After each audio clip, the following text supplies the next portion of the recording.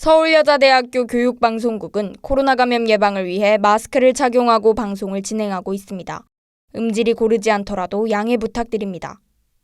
SWBS 여기는 진리의 소리, 젊음의 소리, 서울여자대학교 교육방송국입니다. 그럼 지금부터 9월 29일 목요일 저녁 방송을 시작합니다.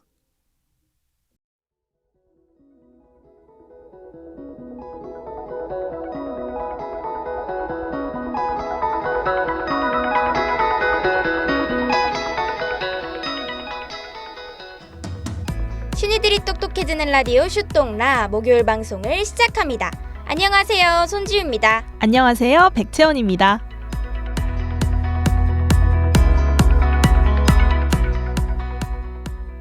지난달 종영한 드라마 이상한 변호사 우영우는 국내뿐만 아니라 세계적인 인기를 모으며 장안의 화제입니다.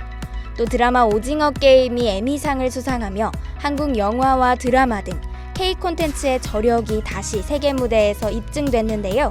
오늘은 치솟는 K-콘텐츠의 주가와 OTT 플랫폼의 현 주소, 그리고 K-콘텐츠의 성장을 위한 미디어 생태계는 무엇인지 알아보겠습니다.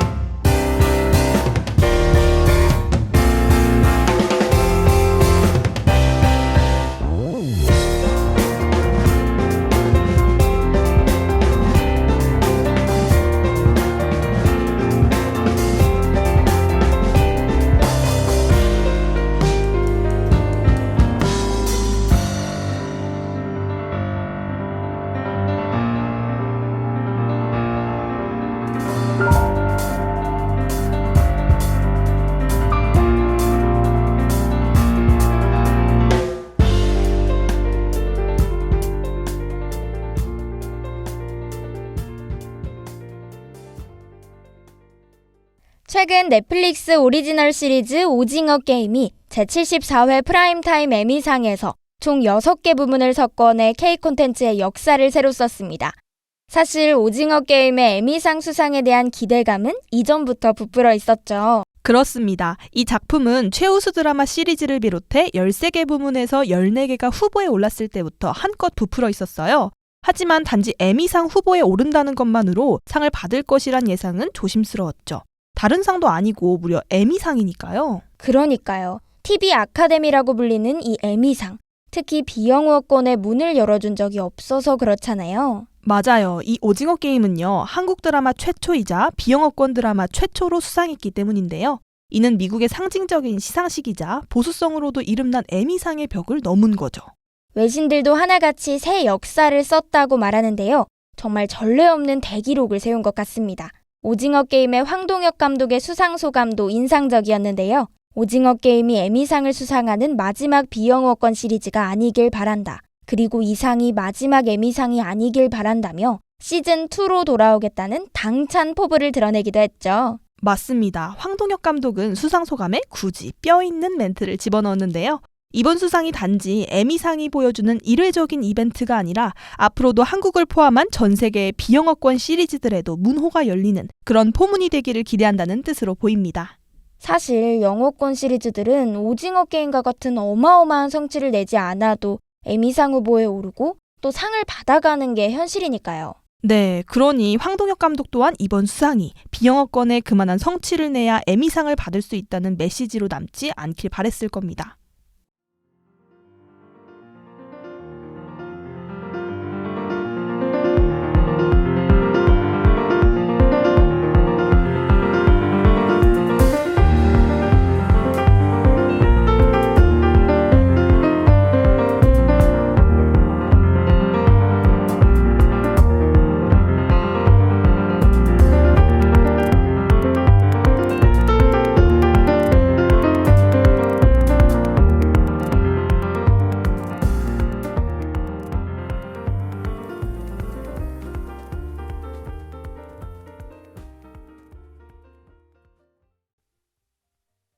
한국 드라마의 열풍을 이끌고 있는 또 다른 작품도 있습니다. 바로 이상한 변호사 우영우인데요. 이 드라마는 세계적으로 많은 인기를 모으며 올해 최고의 K 콘텐츠로 꼽히고 있죠. 네, 드라마 우영우의 시청 시간은 지난 7월 둘째 주 비영어권 드라마 글로벌 순위 1위를 차지했습니다. 이후 7월 4주차에 한 차례 2위로 떨어진 것을 제외하곤 8월 4주차까지 줄곧 1위를 지켜왔는데요. 시청 시간도 꾸준히 늘어나 8월 3주차에는 영어권을 포함한 전 세계 1위를 달성하기도 했습니다. 오, 우리 콘텐츠가 해외에서 또 통했다는 거네요. 그렇죠. 이 작품은 매회 에피소드별로 전개해 다양한 사회적 이슈를 다루고 소외된 계층을 조명해 큰 찬사를 받았는데요. 이 메시지가 세계 많은 국가에 통하면서 착한 드라마, 힐링 드라마라는 호평 속에 승승장구하고 있죠. 외신도 이 우영우 열풍에 주목했는데요. CNN은 제2의 오징어 게임이 될 수 있다고 보도했다고요. 네, 실제로 드라마 오징어 게임과 우영우 사이에 공통점이 있습니다. 우선 제작비가요, 두 드라마 모두 200억 원 규모로 알려져 있어요. 그렇군요. 이처럼 K 콘텐츠는 전 세계에 영향을 미치며 신드롬의 중심에 서 있는데요. 세계인들이 사랑하는 이 K 콘텐츠에 대해 시민 한 분과 이야기 나눠봤습니다. 함께 들어보시죠. 정말 K 콘텐츠의 위상이 날로 높아지는 것 같아요. 영화 기생충도 세계적인 집중을 받으면서 한국 영화, 한국의 미디어 콘텐츠 시장이 큰 각광을 받았다고 생각해요. 거기에 넷플릭스라는 OTT 플랫폼이 날개를 달아준 거고요. 넷플릭스 시리즈였던 킹덤도 당시에 흥행했는데 오징어 게임이 우수한 성적을 거두고 최근에는 우영우도 세계에서 극찬을 받고 저는 K 콘텐츠의 높은 작품성이 앞으로 더 성장할 일만 남았다고 생각합니다. 시민분께서 말씀하신 것처럼 K 콘텐츠는 OTT를 타고 세계로 뻗어나가고 있는 것 같은데요. 앞서 말한 두 드라마 모두 글로벌 OTT 플랫폼과 뗄래야 뗄 수 없는 관계죠. 맞아요. 두 드라마가 이뤄낸 성과 모두 넷플릭스와의 협업 산물입니다. 사실 황동혁 감독은 당초 오징어 게임을 영화로 준비하려 했는데요. 정서나 분위기가 맞지 않는다는 이유로 투자를 거절당했다고 합니다. 그러다 글로벌 OTT 넷플릭스가 국내에 진출하며 전환점을 맞게 된 거군요. 모두가 마다했던 시나리오를 바탕으로 한 이 오징어 게임.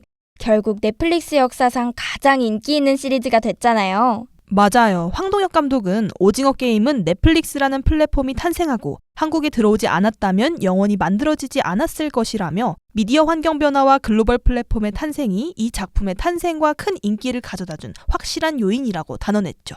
그런데 사실 글로벌 미디어 생태계의 변화도 분명히 작용했지만 창작자의 자율성을 투자해줄 수 있는 환경이었기에 가능했던 것도 있잖아요. 물론입니다. 제작사 사이런 픽처스 김지연 대표를 비롯한 제작진은 오징어 게임의 탄생 동력을 자유로운 창작 환경이라고 말했는데요. K 무언가를 만들려는 의도를 가지면 오히려 잘 안 되겠다는 생각이 들었던 거죠. 차라리 작가들이나 창작하는 사람들에게 더 많은 기회를 주고 좋은 결과가 나올 수 있도록 인내하는 시간과 유무형의 자본 투자가 가능한 환경이 더 중요하다고 말했어요. 그렇군요. 한국 콘텐츠 창작자들의 창의성은 단연코 높은 수준인 것 같은데요. OTT 플랫폼의 투자에 대한 시민의 의견 함께 들어보시죠. 저는 넷플릭스와 같은 거대 글로벌 OTT 플랫폼의 등장이 우리 문화 산업에 지대한 영향을 미칠 것이라고 생각해요. 오징어 게임도 나오지 못할 수도 있었는데 투자 환경이 뒷받침되어서 결국 방영될 수 있었던 거잖아요. 그래서 양질의 K 콘텐츠를 제작하는 것에 있어 투자가 굉장히 중요하다고 생각하는데 더 뛰어난 창의성을 마음껏 발휘할 수 있도록 자유로운 투자 환경이 마련되어 있으면 좋을 것 같다고 생각합니다. 오징어 게임의 드라마 제작비가 2,140만 달러, 우리 돈으로 약 300억 원이 들었다고 하는데요. 기존의 우리나라 투자 금액과 비교하면 엄청난 거액이지만 미국 제작 환경에선 저예산 작품에 해당한다고요. 네, 300억 원을 투자해 1조 원 가까운 수익을 올린 일명 효자 작품인 셈이죠. 엄청난 가성비 콘텐츠인 겁니다. 넷플릭스의 연간 한국 콘텐츠 투자 금액을 보면요. 작년 한 해에만 5,500억 원입니다. 올해 투자받는 예산은 2016년부터 2021년까지 모든 투자액을 합한 총액만큼이에요.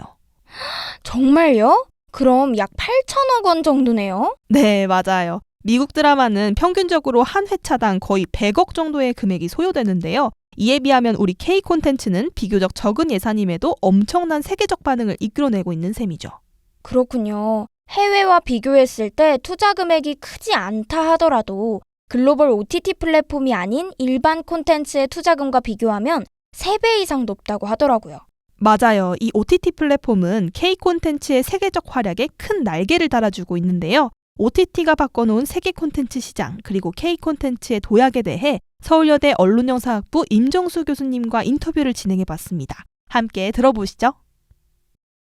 모든 콘텐츠 제작하는 사람들에게 온라인 플랫폼, 더군다나 넷플릭스 같은 글로벌 플랫폼이 활성화되고 있다는 것은 자기가 제작하는 콘텐츠가 세상에 이렇게 유통될 수 있는 기회가 넓어졌다고 일단 볼 수가 있겠고요. 이 온라인 플랫폼, 특히 글로벌 플랫폼 없이는 세상에 알려질 기회 자체가 없기 때문에 일단 알려질 수 없고요. 알려질 수가 없다는 걸 전제로 한다면 그렇게 많은 제작비 투자가 있었다고 볼 수가 없습니다. 제작비 투자가 없었으면 그 퀄리티의 콘텐츠가 만들어질 수 없었겠죠. 작년에 유입된 제작 투자금만 해도 지상파 방송 하나가 한 해 동안 모든 직접 제작비를 다 합친 금액, 한 방송사의 직접 제작비를 모두 합친 금액에 상응하는 정도 규모가 콘텐츠 제작에 투입이 됐습니다. 그래서 그 제작 시장이 활성화된 거는 또 분명한 사실이고요. 그 다음에 넷플릭스와 다시 후속적인 어떤 향후 계약에 있어서의 배분이라든지 수익 배분 같은 데 있어가지고 조금 더 우리가 유리하게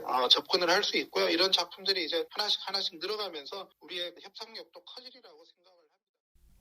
그런데요, 백 기자님, 넷플릭스에 투자를 받아 제작한 오리지널 시리즈들이 제작비 플러스 어느 정도의 인센티브를 받는 대신 IP를 모두 넘긴다고요? 이 IP가 구체적으로 무엇인가요?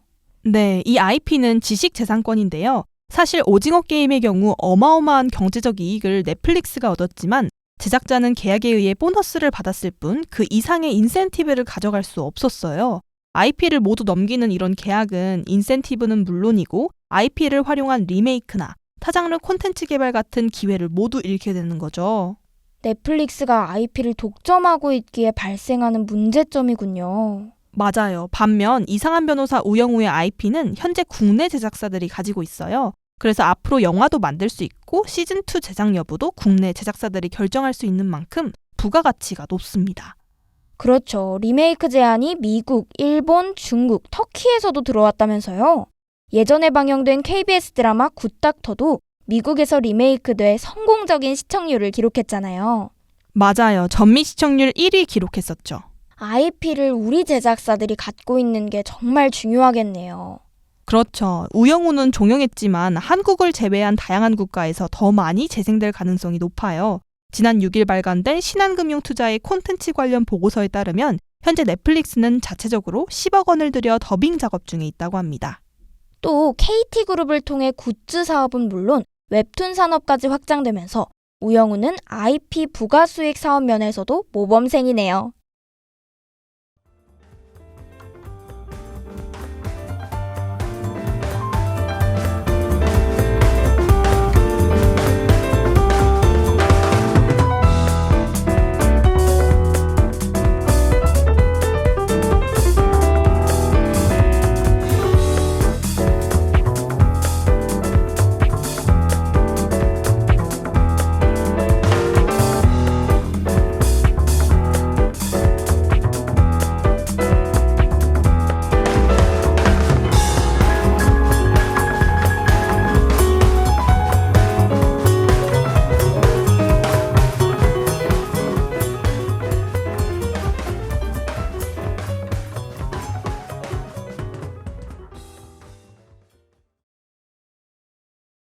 네, K 콘텐츠의 세계적 활약에 날개를 달고 있는 OTT 플랫폼은요, 비단 넷플릭스와 같은 글로벌 OTT만 있지 않죠. 웨이브나 티빙, 왓챠와 같은 국내 OTT 플랫폼도 있는데요. K 콘텐츠의 주가는 치솟고 있으나 이 분야의 미디어 산업에선 국내 업체의 경쟁력이 떨어진다는 평가가 있습니다. 이대로 가다간 우리나라가 글로벌 OTT의 콘텐츠 하청기지로 전락할 것이란 우려도 나온다고요. 다소 과격하게 표현하자면 맞습니다. 실제로 최근 넷플릭스의 월 이용자 수는 1,200만 명을 넘어서 웨이브와 티빙 등을 다 합쳐야 비슷해지는 수준입니다. 넷플릭스가 국내 콘텐츠에 투자하는 금액은 일반적인 투자 금액보다 4배 이상 되니까 넷플릭스가 제작하는 드라마나 영화에는 좋은 감독, 좋은 시나리오, 좋은 배우가 몰릴 수밖에 없죠. 그러면서 점유율은 점점 더 높아지는 거고요. 네, 국내 OTT 플랫폼이 경쟁력을 잃을 경우 정말 글로벌 OTT에 K 콘텐츠가 종속되는 상황까지 도달할 수 있다는 거죠. 제작비를 많이 주는 대신 콘텐츠 소유권을 보유해 콘텐츠 유통에서 얻는 수익도 다 가져가는 구조거든요. 기존 방송사와 제작사가 수익을 나눠 갖는 구조가 많이 다르네요. K 콘텐츠로 발생하는 수익이 국내에 돌아와 재투자되는 선순환 구조가 만들어지지 않을 경우 글로벌 OTT의 투자 전략에 따라 국내 콘텐츠 시장 규모가 좌지우지될 수 있다는 전망도 나오고 있어요.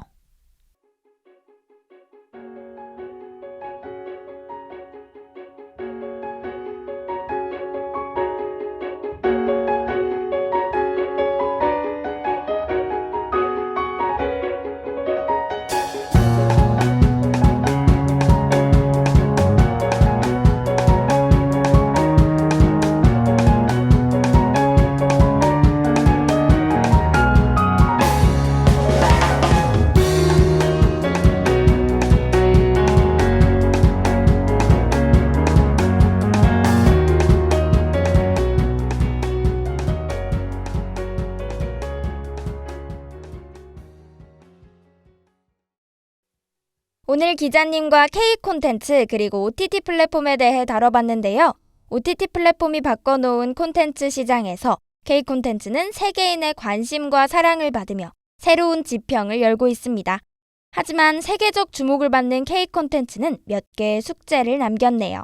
맞아요. 우선 K 콘텐츠의 지속성과 콘텐츠 산업의 성장을 위해선 한국이 먼저 K 콘텐츠의 허브가 돼야 한다고 생각합니다. 지적재산 확보에도 신경을 쓰는 건 물론이고 국내 OTT 플랫폼을 비롯해 차별화된 미디어 시장 전략이 필요할 것 같고요. 또 인력 양성과 콘텐츠 투자의 제도적 지원도 뒤따라야 할 것 같아요. 미디어 산업이 해외 사업자에 종속될 거란 우려도 있지만 참신한 실험과 도전으로 K 콘텐츠의 경쟁력과 협상력을 키우면 좋을 것 같습니다. 네, 기본적으로 우리나라는 좋은 콘텐츠를 만들 수 있는 토양을 갖추고 있기 때문에 K 콘텐츠의 전성기는 앞으로도 지속될 수 있을 것 같습니다. 그럼 오늘의 슛동라는 여기서 마치겠습니다. 더 유익한 주제로 또 만나요. 감사합니다.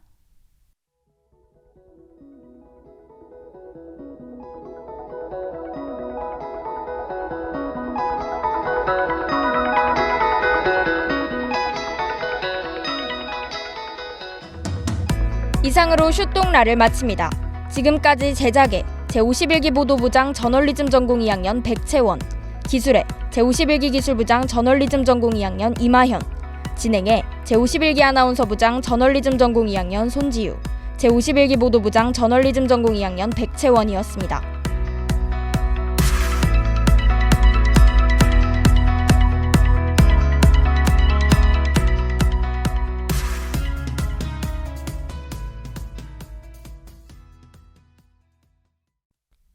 지금까지 여러분께서는 SWBS 서울여자대학교 교육방송을 들으셨습니다.